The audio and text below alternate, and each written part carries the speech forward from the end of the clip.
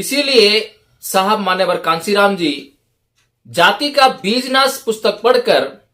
सत्ता की तरफ बढ़े। बीजेपी का मकसद उदित राज को संसद में पहुंचाना नहीं था, बल्कि उदित राज के पास जो समाज था उसका दोहन पार्टी है, बीजेपी है, कांग्रेस है या अन्य कोई भी पार्टी है, वह इस बात को पहले तय कर लेती है कि जिस आदमी को, जिस बहुजन समाज के आदमी को हमें आरक्षण के तहत टिकट देना पड़ रहा है, वह हमारी विचारधारा यानी मनुवाद को समर्थन करता है या नहीं करता। कांसीराम जी ने इस पुस्तक के माध्यम से लोगों को यह समझाने का प्रयास किया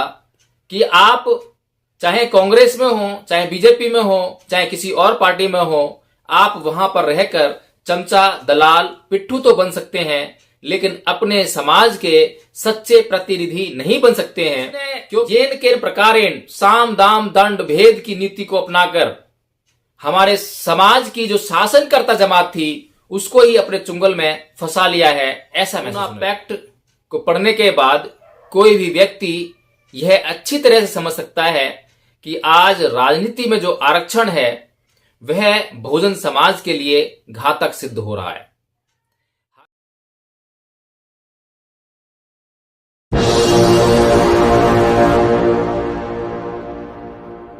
जय भीम, नमो बुद्ध। साथियों हम आज बात करेंगे मान्यवर साहब कांसीराम जी के बारे में, जिनका कि आज परिनिर्वाण दिवस है। साथियों हम बात करेंगे कि इस महान पुरुष की बहुजन समाज के लिए क्या महत्वपूर्ण भूमिका थी। वैसे तो हम साहब मान्यवर कांसीराम जी के बारे में अक्सर बातें करते रहते हैं, चर्चा करते रहते हैं, उनके त्याग, समर्पण, उनके बलिदान और उन कठिन परिस्थितियों का भी जिक्र करते रहते हैं जिनमें रहकर उन्होंने बहुजन समाज के लिए वह महती कार्य किया जिसका सपना आज बहुजन समाज देख रहा है। लेकिन साथियों मैं आज चर्चा करूंगा कुछ उन बातों पर, कुछ उन महत्वपूर्ण बातों पर जिन पर शायद ही आज तक किसी ने चर्चा की हो, किसी ने विचार विमर्श किया हो। साथियों मैं चर्चा की शुरुआत करना चाहता हूं कि साहब कांसीराम जी कैसे बने। हम जब उनके बारे में सुनते हैं और पढ़ते हैं तो हमें पता चलता है कि साहब कांसीराम जी का संपर्क दीना भाना नाम के एक व्यक्ति से हुआ जो कि वाल्मीकि समाज से था और जिसने परम पूज्य बाबा डॉक्टर भीमराव अम्बेडकर की जयंती को मनाने के लिए एक संघर्ष शुरू किया और उस संघर्ष को शुरू करने के बाद वह संघर्ष साहब मान्यवर कांसीराम जी के संघर्ष में परिणत हो गया। तो साथियों मैं ऐतिहासिक तथ्यों की डिटेल में नहीं जाऊंगा क्योंकि मुझे कुछ और विशेष चर्चा करनी है। मुझे चर्चा करनी है कि दीना भाना ने उस दिन साहब को जो पुस्तक दी वह थी द एनालिसिस ऑफ कास्ट, यानी कि जाति का बीजनाश। लोग कहते हैं कि यही एकमात्र किताब ऐसी थी जिसको साहब ने पढ़ा, लेकिन साथियों मैं ये कतई मानने को तैयार नहीं। सबसे पहले यही एक किताब पढ़ी, इस बात को मैं मानने के लिए सदैव तैयार हूं। लेकिन साथियों जाति का बीजनाश, उसको अगर हम देखें तो साहब मान्यवर कांसीराम जी का जो जीवन लक्ष्य है वो जाति का बीजनाश यानी कि जाति को समाप्त करने की तरफ बढ़ना चाहिए था। लेकिन साथियों साहब का जो जीवन है वो राजनीतिक सत्ता के लिए बढ़ गया। अब राजनीतिक सत्ता के लिए क्यों बढ़ गया इस पर चर्चा करना आवश्यक है, क्योंकि साहब मान्यवर कांसीराम जी ने परम पूज्य बाबा साहब डॉक्टर भीमराव अम्बेडकर की वह बात जरूर पढ़ी होगी कि जिसमें बाबा साहेब ने यह कहा कि जाओ अपने घरों की दीवारों पर लिख दो कि हम इस देश के शासनकर्ता जमात हैं या हमें इस देश पर शासन करना है। राजनीति के बारे में परम पूज्य बाबा साहब डॉक्टर भीमराव अम्बेडकर का यह कथन साहब मान्यवर कांसीराम जी ने जरूर पढ़ा होगा, तभी तो वो यह समझ गए कि इस बहुजन समाज की जो पीड़ा इस किताब में जिसका नाम है कि जाति का बीजनाश, इसमें जो पीड़ा व्यक्त की गई है उसका जो हल है, जो समस्या है, समस्या का जो हल है, उस समस्या का हल परम पूज्य बाबा साहब डॉक्टर भीमराव अम्बेडकर राजनीतिक सत्ता में ढूंढते हैं। इसीलिए साहब मान्यवर कांसीराम जी जाति का बीजनाश पुस्तक पढ़कर सत्ता की तरफ बढ़े और जाति का बीजनाश हो या ना हो लेकिन इस समाज की जो पीड़ा है, जातिगत पीड़ा है, जाति के आधार पर जो अत्याचार से होने वाली जो पीड़ा है, उसका बीज नाश अवश्य हो, इस बात का हल साहब मान्यवर कांसीराम जी को परम पूज्य बाबा साहब भीमराव की उस बात में मिल गया, जहां बाबा साहब कहते हैं कि जाओ अपने घरों की दीवारों पर लिख दो कि हम इस देश के शासक हैं। साहब मान्यवर कांसीराम जी ने पूना पैक्ट को भी अच्छी तरह से पढ़ा था, और पूना पैक्ट को पढ़ने के बाद कोई भी व्यक्ति यह अच्छी तरह से समझ सकता है कि आज राजनीति में जो आरक्षण है वह बहुजन समाज के लिए घातक सिद्ध हो रहा है। हालांकि आरक्षण इसलिए था कि इस समाज को इस देश की शासन व्यवस्था में भागीदारी मिल सके, लेकिन यह आरक्षण इस समाज के लिए इतना घातक साबित होगा, यह किसी ने भी शायद ही सोचा होगा। तो साथियों, जब मान्यवर साहब कांसीराम जी ने अपना राजनीतिक आंदोलन शुरू किया, तब उनके सामने कुछ चुनौतियां थीं, जिनमें से सबसे बड़ी चुनौती चमचा युग की थी। इसीलिए उन्होंने चमचा युग नाम की किताब लिखी, और चमचा युग नाम की किताब लिखकर समाज को यह समझाने का प्रयास किया कि किस तरह से उनको जागरूक रहना है, किस तरह से उनको समझना है कि कौन उनका सच्चा प्रतिनिधि है और कौन उनका झूठा प्रतिनिधि है या दिखावा कर रहा है प्रतिनिधि होने का। साहब मान्यवर कांसीराम जी ने इस पुस्तक के माध्यम से लोगों को यह समझाने का प्रयास किया कि आप चाहे कांग्रेस में हो, चाहे बीजेपी में हो, चाहे किसी और पार्टी में हो, आप वहां पर रहकर चमचा, दलाल, पिट्ठू तो बन सकते हैं, लेकिन अपने समाज के सच्चे प्रतिनिधि नहीं बन सकते हैं, क्योंकि जो पॉलिसी इन पार्टियों की है, जो रणनीति इन पार्टियों की है, जो लक्ष्य इन पार्टियों का है, वह लक्ष्य हमारे समाज के उद्देश्यों के सर्वथा विपरीत है। साथियों, वह क्या उद्देश्य है जिसको लेकर मान्यवर साहब कांसीराम जी ने अपनी राजनीतिक मुहिम शुरू की? साथियों, वह लक्ष्य है कि इस समाज को इस देश की शासनकर्ता जमात बनाना है। लेकिन साथियों, क्या आज वह हो पा रहा है? अगर हम देखें,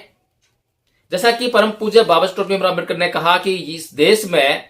दो वर्गों के बीच लगातार संघर्ष रहा है। अगर उस संघर्ष को हम पहचाने तो वह दो वर्ग है, एक तरफ ब्राह्मणवादी वर्ग है और दूसरी तरफ जो है श्रमणवाद है, यानी कि बहुजन समाज की विचारधारा वाला वर्ग है, अंबेडकर की विचारधारा वाला वर्ग है, हमारे महान पुरुषों की जो विचारधारा है उसका एक वर्ग है। ये जो दो विचारधाराएं हैं, एक तरफ कांग्रेस है, बीजेपी है, आम आदमी पार्टी है, अन्य सभी ब्राह्मणवादी पार्टियां हैं, दूसरी तरफ हमारे महान पुरुषों की जो विचारधारा है उसका प्रतिनिधित्व करने वाली पार्टियां हैं। हमारे महान पुरुषों का प्रतिनिधित्व करने वाली पार्टियां आज हमें एक दो दिखाई देती हैं, उसमें से प्रमुखतया बहुजन समाज पार्टी हमें नजर आती है, जिसके संस्थापक साहब मान्यवर कांसीराम जी थे। उन्होंने इस पार्टी की स्थापना इस उद्देश्य को सामने रखकर की थी कि मुझे अपने समाज को शासनकर्ता जमात बनाना है। साथियों, यह कोई आसान कार्य नहीं था। चमचा युग के युग में जब चमचा युग हावी हो रहा हो हमारे समाज के ऊपर और हमारे समाज के बीच में जाकर उसके वोट को बांटने का काम कर रहा हो, उस समय इस समाज को शासनकर्ता जमात बनाने का सपना देखना वास्तव में गुनाह से कम नहीं था। लेकिन साथियों, साहब मान्यवर कांसीराम जी इस समाज को बहुत दूर तक लेकर चले गए और शासन सत्ता में इसकी भागीदारी भी बहुत ही अच्छे तरीके से, गौरवान्वित तरीके से सुनिश्चित की। 5-5 बार उत्तर प्रदेश जैसे बड़े राज्य का मुख्यमंत्री इस समाज को बनाया। साथियों, ये कोई कम बड़ी बात नहीं थी। अगर हमारा समाज एमएलए एमपी बनने का ख्वाब देखता था तो उसे कांग्रेस, बीजेपी या जो आम आदमी पार्टी जैसी पार्टियों को ज्वाइन करना पड़ता था। उनके पास कोई चारा ऐसा लगता था कि दिखाई ही नहीं देता था। साथियों, आज क्या हम वो जो सपना साहब कांसीराम जी ने देखा, वो जो सपना परम पूज्य बाबा साहब भीमराव अम्बेडकर ने देखा, क्या आज हम वो सपना पूरा करने की तरफ बढ़ रहे हैं? साथियों, मुझे लगता है कि हम उस सपने से अब दूर होते आ रहे हैं, क्योंकि हमने अपने दुश्मन और दोस्त में फर्क करना बंद कर दिया है। अगर हम अपने दुश्मन की बात करें तो वह बड़ा सचेत है, वह बड़ा जानकार है। उसने येन केन प्रकारेण साम दाम दंड भेद की नीति को अपनाकर हमारे समाज की जो शासनकर्ता जमात थी उसको ही अपने चुंगल में फंसा लिया है, ऐसा महसूस होने लगा है। साथियों, एक तरफ हमारा दुश्मन है जो अपनी पार्टी से जब किसी को टिकट देता है, चाहे उसको रिजर्वेशन के माध्यम से समाज के किसी व्यक्ति को टिकट देने की बात हो, तब भी वह हमारे समाज के उस व्यक्ति को चुनता है जो उस पार्टी की विचारधारा यानी कि ब्राह्मणवादी मनुवादी विचारधारा का समर्थन करता हो, उसको मानने वाला हो। जितना बड़ा वह गुलाम उस मनुवादी व्यवस्था का होगा हमारा आदमी, उतनी ही जल्दी उसको टिकट मिलेगा। इस बात को अच्छी तरह से सुनिश्चित करने के बाद ये जो पार्टियां हैं, आम आदमी पार्टी है, बीजेपी है, कांग्रेस है या अन्य कोई भी पार्टी है, वह इस बात को पहले तय कर लेती है कि जिस आदमी को, जिस बहुजन समाज के आदमी को हमें आरक्षण के तहत टिकट देना पड़ रहा है, वह हमारी विचारधारा यानी मनुवाद को समर्थन करता है या नहीं करता है। अगर वह मनुवाद को समर्थन करने वाला नहीं है, अगर वह अम्बेडकरवादी है, अगर वह मान्यवर साहब कांसीराम जी के विचारों पर चलने वाला व्यक्ति है, तो उसको ये पार्टियां कभी भी टिकट देकर संसद में या विधानसभा में भेजने का कार्य नहीं करती हैं।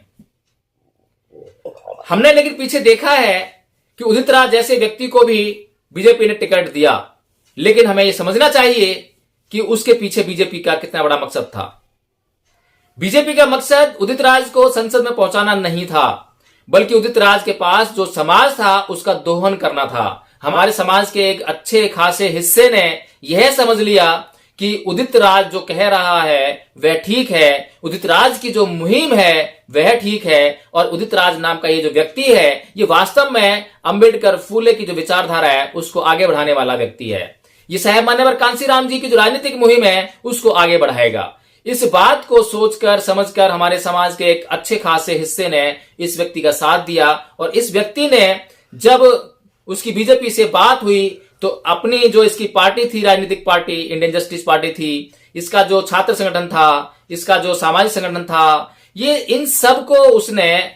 बीजेपी में शामिल कर दिया, अपना अस्तित्व खत्म करके जब बीजेपी से एक लोकसभा का टिकट लेकर आया। और साथियों, हमने देखा कि एक कार्यकाल को पूरा होने के बाद पुनः उसको टिकट नहीं दिया। तो साथियों, मेरा कहने का आशय यह है कि जहां एक तरफ हमारा दुश्मन बहुत सचेत है, बहुत जागरूक है, और वह किसी भी व्यक्ति को जब तक टिकट नहीं देता है, जब तक कि वह यह निश्चित न कर ले कि वह उसकी विचारधारा से संबद्ध व्यक्ति है, उसकी विचारधारा में विश्वास करने वाला व्यक्ति है। वहीं दूसरी तरफ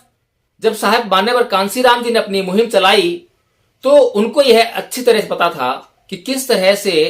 ये जो ब्राह्मणवादी पार्टियां हैं हमारे समाज का वोट बैंक को लूटकर उसका जूता उसी के सर पर मारने का काम करती हैं।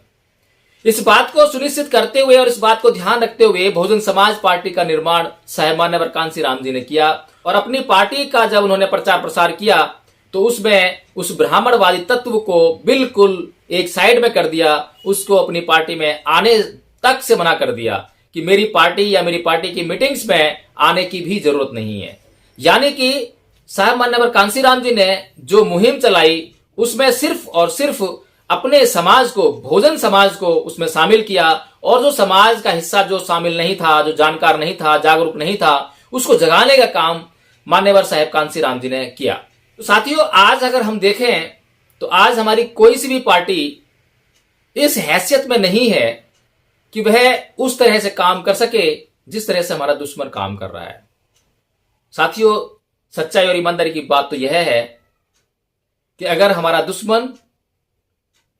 हमारे विपरीत काम करता है और वह हमारे किसी भी व्यक्ति को जब तक टिकट नहीं देता है, जब तक कि वह उसकी विचारधारा का व्यक्ति ना हो, और अगर उसको टिकट देता है तो वह उसके पास देखता है कि उसके पास उसके लिए क्या है, तब उसको टिकट देता है। आम आदमी पार्टी भी इसका एक बड़ा उदाहरण है। 12 जो विधायक हैं उनमें से सिर्फ एक व्यक्ति को टिकट दिया है, और उसके पीछे क्या मकसद है वो हम सब लोग देख ही रहे हैं कि बहुजन समाज का जो अम्बेडकरवाद है, बहुजन समाज के भीतर जो बुद्धवाद है, उसका दोहन करने की पूरी पूरी साजिश है। एक व्यक्ति के माध्यम से पूरे समाज को गुमराह करके अपनी तरफ लाने का एक षड्यंत्र है। अगर इन लोगों में ईमानदारी होती या इस बहुजन समाज के प्रति कोई चिंता होती तो वह केवल एक अम्बेडकरवादी, एक अम्बेडकर के मिशन मूवमेंट को जानने वाले व्यक्ति को टिकट देकर उसको विधानसभा भेजने का काम नहीं करते, बल्कि वो 12 के 12 व्यक्तियों को चुनते वक्त ये देखते कि ये बहुजन समाज सच्चे प्रतिनिधि हैं या नहीं है, ये बहुजन समाज का कल्याण करने वाले लोग हैं या नहीं है साथियों। लेकिन वो लोग ये नहीं सोचेंगे कि वो जो हमारे बीच में से जो उनको आरक्षण के माध्यम से प्रतिनिधि चाहिए वो हमारा कल्याण करने वाले हैं या नहीं है, बल्कि वो ये सोचेंगे कि उनकी पद लोलुपता, कि उनकी चापलूसी ये लोग कर सकते हैं कि नहीं कर सकते, उनकी चाटुकारिता ये कर सकते हैं नहीं कर सकते। इसीलिए साथियों यहाँ पे यह बहुत जरूरी हो जाता है कि हम लोग अपनी पार्टी के ऊपर कॉन्सेंट्रेट करें और अपनी पार्टी की जो विचारधारा है उसको मजबूत करने का कार्य करें। अगर आज कहीं पर भी हमें ये दिखाई देता है कि हमारी जो पार्टी है उसका जो नेतृत्व है अगर कहीं भटकाव में है, बहुत से लोग कंप्लेंट्स करते हैं, तो अगर कहीं हमें दिखाई देता है कि हमारा नेतृत्व भटकाव में है तो हमें उस नेतृत्व के भटकाव में आने के बाद हमें भटकने की जरूरत नहीं है। हमें अपना जो नेतृत्व है उसको छोड़कर हम कहीं और देखें। इस बात को करने से फिर हम वही उस व्यक्ति के शोषण के शिकार हो जाएंगे जहां से कि बड़ी मुश्किल से निकल कर आए। साथियों, मेरी भी इच्छा यही है कि आज जो हमारी पार्टी है बहुजन समाज पार्टी, मेरी बड़ी दिली तमन्ना है कि वह भी यह निश्चित करे कि चाहे वह किसी व्यक्ति को टिकट दे, चाहे आरक्षण की व्यवस्था के तहत टिकट देना पड़े, चाहे आरक्षण के बगैर किसी को टिकट देना पड़े, चाहे वो मिश्रा जी हो, चाहे वो पांडे जी हो, चाहे वह कोई भी हो, लेकिन उसको जब तक पार्टी से टिकट ना मिले, जब तक कि वह हमारे बहुजन महापुरुषों की विचारधारा को जान ना ले, पहचान ना ले, उसको मान ना ले और उसको अंगीकार न कर ले। यदि वह समानतावादी, समतावादी दृष्टिकोण वाला व्यक्तित्व रखता है तो उसे टिकट अवश्य दिया जाए, लेकिन जब तक वह समानतावादी नहीं है, समतावादी नहीं है, हमारे बहुजन महापुरुषों की विचारधारा में विश्वास करने वाला नहीं है, वह श्रमणवादी संस्कृति में विश्वास नहीं करता है, तब तक उसे टिकट या किसी भी प्रकार का पद इस पार्टी में ना मिले, ऐसी मेरी इच्छा है।